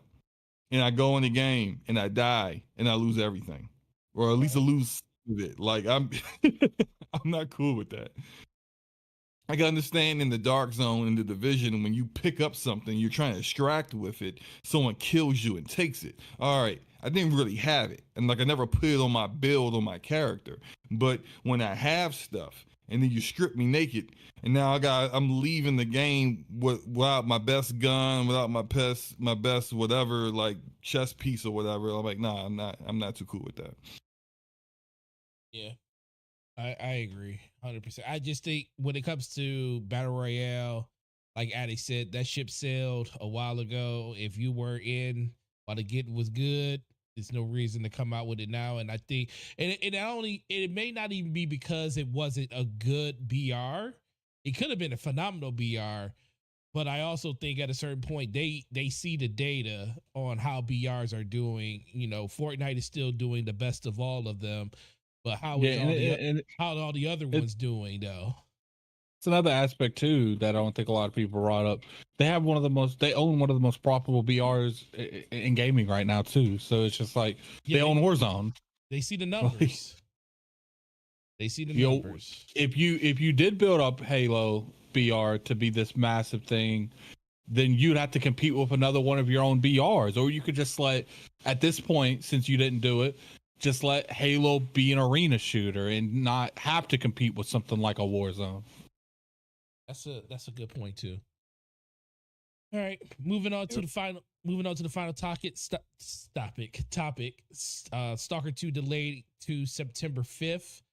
The only thing I want to say about this is finally getting closer and closer to this game coming out. But I will say this is probably the best detailed way and thoughtful way that you could tell somebody you delaying a game. Like, they literally broke it down piece by piece. Why I like that. That was the number one thing I took. I like the amount of detail they had in it. They literally told you every reason why they're delaying this game, and not to try to come off as a sympathetic thing. It was just a simple fact. We all know what happened with that studio over the course of the last year or so, and the trials and tribulations they had to go through to get this game even to the point that it is now. But the level of transparency that they put into that post to just tell you that they were delaying the game until September 5th at the end of this year, I thought was something that I know we're not going to see from other people, but I definitely want to give them their flowers for actually doing that. So what are your thoughts on, I'll go to Addict. What are your thoughts on Stalker 2 being delayed to September? I wasn't going to play it anyway, so it didn't really bother me. Oh, you don't like those type of games? Addict. What? You don't like those type of games? Not really. I got you. SloMo, what about you?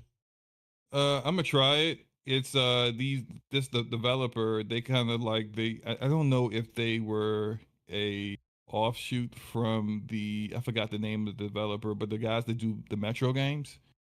But I can't A4, yeah. So I've never didn't play the first Stalker game, so I don't know exactly how it plays, but I've always had the impression from what I've seen and that it plays similar to Metro, and I didn't really care for Metro like that, so I was going to try it, but I wasn't so like, oh man, this is a day one for me kind of thing. But I do appreciate the amount of detail, like you said, like that was they definitely put their Twitter blue privilege privilege to use those because that's a long read, but I like the amount of detail they put into it to explain to their the community and the people who were looking forward to the game why it was delayed one more time, and that they said look, this is the final delay. The actual release date will be September 5th, which is good. They put a hard stop on that, and I also think that just that developer is based in the Ukraine, and there's a war there, and there's that everyone they have the ultimate excuse to be delaying. They can delay that game 2 years, and it would still be acceptable. Like right. And technically, it has been delayed 2 years because it's supposed to come out like in 2022, and it's coming out this year. So it's just they've got the official you're good. They got the you're good pass when it comes to them. So. hopefully comes out. Hope it's great. You know, because I really want. It's like this is one of the studios you kind of root for because of everything that we had to deal with. So I hope it does really good. Yeah, definitely. With that being said, guys, really appreciate you, everybody in the chat. Appreciate everybody came through. Please, in the comment section below, if you're checking out the video later, let us know what your score on the overall event for the Direct for Xbox was. Addict, do you want to give a score for it? 7, 8 out of 10. You know, it's an 8 if I don't think a whole lot. It's a 7 if I think a whole lot. That's a good. Okay, what about you, SloMo? I gave it an 8. I'll stick with my initial thoughts of it right afterwards. I gave it an 8. I thought it was a fine showcase. There was nothing there that I thought was like looked horrendous or anything like that. But it also wasn't. I wasn't like eyes popping out of my head, like gushing, you know, fanboying out. Oh my god, kind of feeling for any of these games either. So it's a 8. It's a solid 8. I'm in the same boat. I just think when I first saw it, a lot of things I just wasn't expecting to look the way they looked, and I was like, okay, that's something that looks good. This and the thing is, I hate the fact that we have to go off of like, oh, this just looks so good, because that's kind of been a narrative with Xbox games, like, oh, it looked like it could play good, but it doesn't look good, and it looks like with at least these games that they showcased today, for the most part, they all look good. They all look like they belonged in this generation of games. Now, what it comes down to when it finally releases is a whole nother thing. And let's just hope that Xbox keeps going in the same direction that they've been kind of going in over the course of the last couple of years. And but it's good to see that we got some dates for at least the one I care about, which is Hellblade. And I know, Addict, like you said, you wish they gave us more dates on some of the other stuff. So I guess we got to wait till June, which a lot of people probably don't want to do, because that means we're going to see him again in June anyways. But with that, I think the biggest thing to me, real quick, while we hang off, is I do think these games are coming out this year. It's just Microsoft has a habit of giving people enough information to shut some people up, but not enough to change the narrative. Yeah. That's true. Yeah, I can see that. That's why that man makes the big bucks over there on YouTube. Shout out to Gaming Addict at the Gaming Addict podcast channel and everything. You know, 1/4 for the Iron Lords. Please let everybody know where they can find you, Addict, what you got going on in your channel. You know, you did a couple of videos today. Let people know where they can find you and stuff if they don't already know. You can find me on Twitter at Gaming Addict, at Lord Addict IOP. You can find me on YouTube at Gaming Addict. I have a streaming channel, Addict Arena. You know, my girl's asleep, so part of me thinks, you know, as long as the Power World servers aren't too bad, you know, maybe I'll stream that 3 or 4 hours tonight and go to bed and act like I've been asleep all night. So, you know, we'll see what happens, though. We'll see what happens, because I am interested. You know, Power World to me is what would actually happen if Pokemon was real. I'm with you. Pokemon's the PG. This is the real Pokemon. Like, it's the radar version with real slavery. No, this is rated R for real life. Shout out to you, bro. I really appreciate it. Thanks for coming through and giving us your absolutely your wisdom on this stuff. SloMo, please, my man, let everybody know where they can find you, what you got going on your channel, and your channel members if you got them up. SloMoBackSlap on all social media, and I'm almost done with my Exodus video for Archetype Entertainment. And there's like, I appreciate Archetype Entertainment for providing so much information on like the lore of the game and how it'll play and their influences on certain things. And so, because all that information has made it so it's a lot to parse through and then add for the video. But I should have that out sometime this weekend, I think. And on the DPS channel, I have been streaming. I mentioned this earlier, but I'll say it again. I've been streaming Final Fantasy VII Remake on PC with all the crazy mods and whatnot. I've done about 4 streams so far, about 10 hours in. I anticipate probably doing another one tomorrow, so come through for that. Like I said, on the Damage Per Second podcast channel, and that's about it. Let me get the channel. Do you have your channel members already? Yeah, I have them up already. I have them. All right, go ahead. I have mine in a second. First of all, I do want to say shout out to your boy Roy. He joined the 10%ers 2 days ago.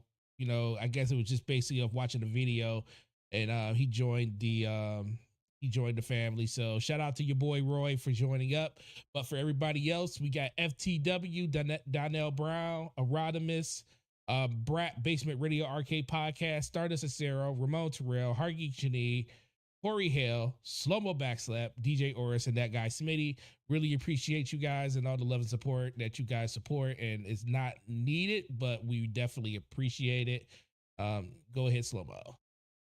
Yeah, I got your boy Roy, Donnell Brown, J0387, Erodimus, Enrique, Hargy Chani, Truth Serum, Trevor Birdsong, Homie One Kenobi, Game Forte, Corey Hill, Stardust Acero, and that guy Smitty. Thank you guys for supporting us. We really appreciate that, and we also hope that you appreciate the content that we provide. So, you know, absolutely. Check us out. Links for Gaming Addict will be in the description. SloMo's is already down there, so go check him out. And we will see you guys next week for episode 164 on SloMo's channel. It's going to be a great time. Check out videos on this channel when it comes to developer direct stuff that came out. I'm going to do individual videos for some of the stuff that I care about the most and break it down a little bit more. But with that, have a good weekend. Enjoy the games that you're playing. And I can start about something. Tomorrow's my birthday. I think I might do a lunchtime with SloMo tomorrow. I haven't done one this week. Tomorrow's your birthday? Tomorrow's my. I am T-minus 56 minutes until I'm officially 43 years old. You want me to make? Is it going to be a lunchtime with SloMo? I might do one. I might do one tomorrow. You want me to make you a? Want me to replace your cheeseburger on your thumbnail with a cake? No, I can do that. I'm good though. I'm good. Let everybody know it's your birthday. Well, I mean, I'll just be like, hey, look, birthday stream. I'll put it in the title. Same thing. It looks better when you put it in the thumbnail too. But no, happy birthday or happy early birthday, SloMo, and I'll tell you again at some point today or tomorrow. But with that, check them out.